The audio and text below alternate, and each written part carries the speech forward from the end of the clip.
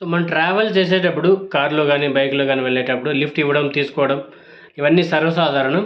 కానీ 2024 మే 18 జరిగే ఎలక్షన్స్ దృష్టిలో పెట్టుకొని మీరు ఎక్కడైనా ఒక స్టేట్ నుంచి ఒక స్టేట్‌కి గాని, డిస్ట్రిక్ట్ నుంచి డిస్ట్రిక్ట్ గాని, ఒక పల్లెటూరు నుంచి ఇంకో పల్లెటూరుకెళ్ళేటప్పుడు లిఫ్ట్ ఇవ్వకపోవడమే మంచిదనేసి కొన్ని కోర్టులు చెప్తున్నాయి. దానికి మెయిన్ కారణం ఏందంటే, ఈ అన్‌నోన్ పర్సన్స్ ఎవరైనా గాని వచ్చి వాళ్ళతో పాటు ఈ బ్లాక్ మనీని అధిక మొత్తంలో తీసుకొనొస్తే, డబ్బును అధిక మొత్తంలో తీసుకొస్తే, మందు, గోల్డు, వెండి ఇలాంటివి ఏదైనా తీసుకొచ్చి పోలీస్ తనిఖీలో తేలితే మనం ఎంత మంచివాళ్ళం అయినా పోలీసోళ్ళు వాళ్ళతో పాటు బుక్ చేసి ఈ కోర్టులు గానీ, పోలీస్ స్టేషన్‌లు గానీ మనల్ని పిప్పి చేస్తారు.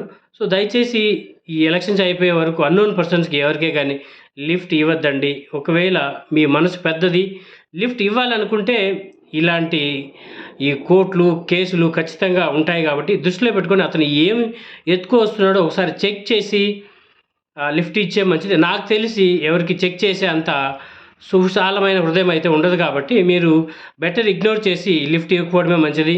ఒకవేళ ఇచ్చి అతను డబ్బులు గాని, మందు గాని తీసుకొస్తే వాళ్ళతో పాటు మనల్ని కూడా బుక్ చేసి పోలీస్ స్టేషన్‌ల చుట్టూ 108 ప్రదక్షిణలైతే తిప్పిస్తారు. సో, దయచేసి లిఫ్ట్ ఇవ్వకపోవడమే మంచిది.